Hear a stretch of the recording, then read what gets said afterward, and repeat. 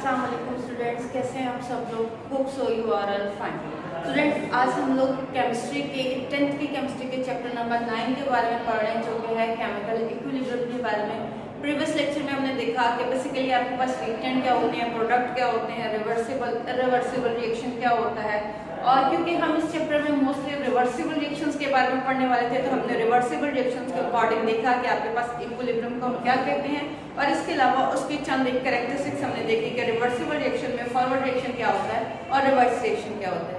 आज स्टूडेंट, आज का जो हमारा टॉपिक है वो वही रिवर्सिबल रिएक्शन की चंद एक हमने मैक्रोस्कोपिक प्रॉपर्टीज देखनी है कि रिवर्सिबल रिएक्शन जब हम करा रहे होते हैं, इसकी कौन सी प्रॉपर्टीज है जो उसकी बहुत इंपॉर्टेंट प्रॉपर्टीज होती हैं, जो बहुत कंपलसरी होती हैं, जो हमें दिखने में नजर आ रही होती हैं। ये बेटा लॉन्ग क्वेश्चन के लिए बहुत ही इंपॉर्टेंट टॉपिक है। छोटा सा क्वेश्चन है, आपने जो ऑलरेडी जो प्रॉपर्टीज देखी हैं बस वही प्रॉपर्टीज आपने डिस्कस करनी है। तो सबसे पहले बेटा मैंने सामने रिएक्शन देखा है H2 और I2, ये आपके पास रिवर्सिबल रिएक्शन है, क्योंकि फॉरवर्ड डायरेक्शन में जब ये जाता है बेटा तो आपके पास क्या बनाता है, ये आपके पास हाइड्रोजन आयोडाइड बनाता है। और जब ये रिवर्स डायरेक्शन में आता है तो ये क्या बनाता है, ये आपके पास बनाता है हाइड्रोजन और आयोडीन गैस दोबारा से बना देता है। तो ये दोनों डायरेक्शन में जा रहा है तो रिवर्सिबल रिएक्शन होगा। अब एक रिवर्सिबल रिएक्शन के लिए आपके पास क्लोज सिस्टम होना बहुत जरूरी है। अगर सिस्टम क्लोज नहीं होगा तो कोई ना कोई एक आध गैस जो है वो बाहर की तरफ निकलना शुरू हो जाएगी, जिसकी वजह से दोबारा वो कभी रिकम्बाइन नहीं होगी। जैसे सपोज हाइड्रोजन आयोडीन आपस में रिएक्शन करते हैं, रिएक्शन के बाद आपके पास हाइड्रोजन आयोडाइड बना, ये तो फॉरवर्ड रिएक्शन हो गया। अब रिवर्स रिएक्शन होने के लिए आपके पास हाइड्रोजन और आयोडीन का होना कंपलसरी है, लेकिन अगर सिस्टम आपका ओपन होगा, आपके पास जो भी वेसल आप ले रहे हैं वो ओपन होगी, तो हो सकता है इसमें से कोई ना कोई एक गैस जो है एस्केप आउट हो जाए। अब दोनों गैसेस मौजूद नहीं है, दोनों दोबारा से मिलेंगे नहीं, जिसकी वजह से आपके पास हाइड्रोजन आयोडाइड जो है दोबारा नहीं बन सकेगा। इसी तरह से बेटा आपके पास क्लोज सिस्टम अगर होगा, पहले दोनों गैसेस मिलकर हाइड्रोजन आयोडाइड बनाएंगे, हाइड्रोजन आयोडाइड दोबारा से जो है वो ब्रेक होकर डिकम्पोज होकर हाइड्रोजन और आयोडीन बना देगा। हाइड्रोजन और आयोडीन जब बनेंगे, ऊपर जब वो कोशिश करेंगे एस्केप होने की, लेकिन वहां पे उनको रास्ता नहीं मिलेगा, जिसकी वजह से दोबारा दोनों आपस में कंबाइन होकर हाइड्रोजन आयोडाइड जो है वो बना देंगे। तो आपके पास किसी भी रिवर्सिबल रिएक्शन के लिए क्लोज सिस्टम का होना जरूरी है। इसी तरह से बेटा आपको बुक में एक और एग्जांपल दी है कैल्शियम कार्बोनेट की। जब कैल्शियम कार्बोनेट जो है वो डिकम्पोज होता है तो वो क्या बनाता है, कैल्शियम ऑक्साइड और कार्बन डाइऑक्साइड। अगर आपके पास सिस्टम ओपन होगा तो कार्बन डाइऑक्साइड गैस हल्का होने की वजह से वहां से निकल जाएगी, तो आपके पास दोबारा से कैल्शियम कार्बोनेट नहीं बनेगा। लेकिन अगर आपके पास सिस्टम क्लोज होगा बेटा तो यही रिएक्शन दोबारा से रिवर्स में जाएगा और कैल्शियम कार्बोनेट बना देगा, क्योंकि सिस्टम क्लोज है, कार्बन डाइऑक्साइड गैस जब बाहर एस्केप आउट नहीं हो सकेगी। ठीक है बेटा। सेकंड वन मैंने लिखा है rate of forward reaction is equal to rate of reverse reaction. आपके पास रिवर्सिबल रिएक्शन में रेट ऑफ फॉरवर्ड रिएक्शन बराबर हो जाता है रेट ऑफ रिवर्स रिएक्शन के। ये ऑपोजिट डायरेक्शन में दोनों रिएक्शन हो रहे होते हैं, और क्योंकि इनका रेट बराबर हो चुका होता है, दोनों एक ही लेवल पे हो रहे होते हैं, इन दोनों की मिकदारें बराबर हो चुकी होती हैं, हमें लगता है कि रिएक्शन स्टॉप हो चुका है, लेकिन एक्चुअली रिएक्शन स्टॉप नहीं होता, बल्कि उनका जो रेट है, उनकी जो कंसंट्रेशन है वो बराबर हो जाती है।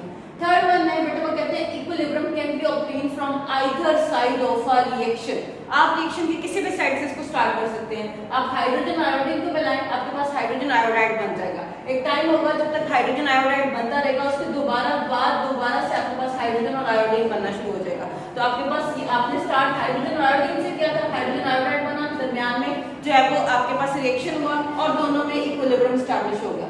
लेकिन अगर आप स्टार्ट करते हैं हाइड्रोजन आयोडाइड से, हाइड्रोजन आयोडाइड डिकम्पोज होकर हाइड्रोजन और आयोडीन बनाएगा, और यहाँ पे भी आपके पास इक्विलिब्रियम एस्टैब्लिश हो जाएगा। यानी आप जो है रिएक्टेंट से प्रोडक्ट की तरफ रिएक्शन कराएं या प्रोडक्ट से रिएक्टेंट की तरफ रिएक्शन कराएं, आपके पास इक्विलिब्रियम वहां पे मेंटेन होगा ही होगा। उसके बाद में बेटा कहते हैं equilibrium can be disturbed and again obtain. हम इक्विलिब्रियम को डिस्टर्ब कर सकते हैं। कैसे डिस्टर्ब कर सकते हैं? आप किसी भी चीज की कंसंट्रेशन को बढ़ा दें, आप प्रेशर को बढ़ा दें, आप टेम्परेचर को बढ़ा दें, आपका इक्विलिब्रियम क्या हो जाएगा, डिस्टर्ब हो जाएगा। लेकिन अगर आप उसको यही कंडीशंस जो वहां पे कंपलसरी है, यानी कंसंट्रेशन जितनी चाहिए, टेम्परेचर जितना चाहिए, प्रेशर जितना चाहिए, वह दोबारा से उतना ही देना शुरू कर देते हैं जितना रिएक्शन को चाहिए था, तो आपके पास इक्विलिब्रियम दोबारा से एस्टैब्लिश हो जाता है। उसके बाद वो बेटा लास्ट में कहते हैं the concentration of the reactant and product remains constant. Equilibrium reversible reaction में जब आपके पास इक्विलिब्रियम एस्टैब्लिश होता है तो आपके पास रिएक्टेंट और प्रोडक्ट्स दोनों की मिकदारें बेटा क्या हो जाती हैं, बराबर हो जाती हैं। और इवन दैट वो कहते हैं कि कुछ और प्रॉपर्टीज जैसा कि उनका कलर और डेंसिटी वगैरह, ये वो प्रॉपर्टीज हैं, ये भी कांस्टेंट हो जाती हैं। यानी ना चीजों का वजन बढ़ रहा होता है, ना कलर जो है वो चेंज हो रहा होता है, वो भी ऑलमोस्ट आपके पास क्या हो जाते हैं, कांस्टेंट हो जाते हैं। होप सो आप लोगों को ये समझ आ गया होगा कि macroscopic properties of reversible reaction क्या है। ये 5 प्रॉपर्टीज हैं और 4 नंबर का आपको लॉन्ग क्वेश्चन आता है, इसको आपने अच्छे से कर लेना है। अब नेक्स्ट क्वेश्चन है हमारे पास लॉ ऑफ मास एक्शन। ये भी आपके पास जो है लॉन्ग क्वेश्चन के लिए आता है। उससे पहले इस जो आपके पास लॉ ऑफ मास एक्शन है, इसके स्टेटमेंट में कुछ टर्म्स यूज होती हैं, हम वो देख लेते हैं। तो ये बेटा सबसे पहले ये जो लॉ था ये दिया था 2 साइंटिस्ट ने मिलकर, गोल्डबर्ग और वेग। गोल्डबर्ग और वेग 2 साइंटिस्ट थे, इन्होंने ये जो है स्टेटमेंट, ये जो लॉ दिया था ये 1869 में दिया। ठीक है, तो ये दोनों साइंटिस्ट एमसीक्यू में पूछा जा सकता है कि इन 2 साइंटिस्ट ने दिया था, कब दिया था, तो आपने इसका जो ये है डेट है ये याद रखनी है, उसके साथ साथ उनके नेम जो है वो आगे आपने याद रखने हैं। अब बेटा यहाँ पे इनके जो स्टेटमेंट है वहां पे एक टर्म यूज होती है rate of reaction. Rate of reaction का मतलब है स्पीड ऑफ रिएक्शन। रिएक्शन कितनी स्पीड के साथ हो रहा है, बहुत तेजी से हो रहा है या आहिस्ता आहिस्ता आ रहा है, ये क्या कहलाएगा, रेट ऑफ रिएक्शन कहलाएगा। उसके बाद बेटा एक्टिव मास, यहाँ पे एक टर्म यूज हुई है। एक्टिव मास का मतलब वो मास होता है जो किसी भी चीज का रिएक्शन में हिस्सा ले रहा होता है। ठीक है, जैसे सपोज आपके पास जो है तो आपने हाइड्रोजन गैस जो है आयोडीन गैस है, दोनों का रिएक्शन कराना है। हाइड्रोजन आपने 50 ग्राम ली है और आयोडीन भी आपने 50 ग्राम ली है। अब इसमें से प्रोडक्ट में कितने % कन्वर्ट हो रहा है। अब आपने 50 ग्राम ली थी हाइड्रोजन, लेकिन वो नेक्स्ट कन्वर्ट हो रही है 30, तो उसमें एक्टिव मास क्या होगा, 30 होगा, क्योंकि वही रिएक्शन में हिस्सा ले रहा है। इसके सिंपल एग्जांपल आपको ऐसे देती हूँ। सपोज करें कि आप जो है वो घर में चावल लेके आए 5 kg, उन 5 kg में से आपने जो इस्तेमाल किए हैं वो आपको कितने हैं, 2 kg हैं। तो वो जो चीज इस्तेमाल हो रही है, उसको आप बना रहे हैं, वो हीट हो रही है, वो कोई ना कोई केमिकल रिएक्शन हो रहा है, तो वो जो 2 kg है वो आपके पास क्या है, एक्टिव मास है, क्योंकि वो इस्तेमाल हो रहा है। तो बेसिकली आप रिएक्शन में जितनी मर्जी कंसंट्रेशन ले लें, लेकिन जो रिएक्शन में हिस्सा लेके नेक्स्ट प्रोडक्ट में कन्वर्ट हो रही होती है वो आपके पास क्या होती है, वो एक्टिव मास होती है। उसके बाद बेटा यहाँ पे ब्रैकेट यूज होगी, स्क्वायर ब्रैकेट जिसे बोलते हैं, इसका मतलब है मोलर कंसंट्रेशन, और इस ब्रैकेट के जो यूनिट्स होते हैं वो होते हैं मोल पर डेसीमीटर क्यूब। तो आप लोगों को ये समझ आ गया होगा। अब हम इसके स्टेटमेंट की तरफ जाते हैं। ये चीजें मैंने आपको ऑलरेडी इसलिए बता दी क्योंकि यहाँ पे इसकी स्टेटमेंट में यूज होने वाली है। और दूसरी इंपॉर्टेंट बात, कभी भी किसी भी लॉ की डेफिनेशन नहीं होती, लॉ के लिए स्टेटमेंट लिखी जाती है, तो आपने यहाँ पे हेडिंग भी स्टेटमेंट की देनी। अब वो क्या कहते हैं यहाँ पे, वो कहते हैं rate of a reaction is directly proportional to the active mass of that substance. यानी किसी भी सब्सटेंस के जो स्पीड है, रिएक्शन की जो स्पीड है वो डायरेक्टली प्रोपोर्शनल होती है उस चीज के एक्टिव मास में। अब यहाँ पे सब्सटेंस की बात की गई है, rate of a reaction is directly proportional to the active mass of that substance. उस सब्सटेंस के एक्टिव मास के डायरेक्टली प्रोपोर्शनल होगा। जैसे बेटा मैं आपके सामने एक रिएक्शन लिख रही हूँ, सपोज आपके पास हाइड्रोजन है और आयोडीन है, दोनों रिएक्शन करके क्या बनाते हैं, आपके पास हाइड्रोजन आयोडाइड बनाते हैं, और दोबारा से हाइड्रोजन आयोडाइड हाइड्रोजन और आयोडीन बनाना शुरू कर देता है।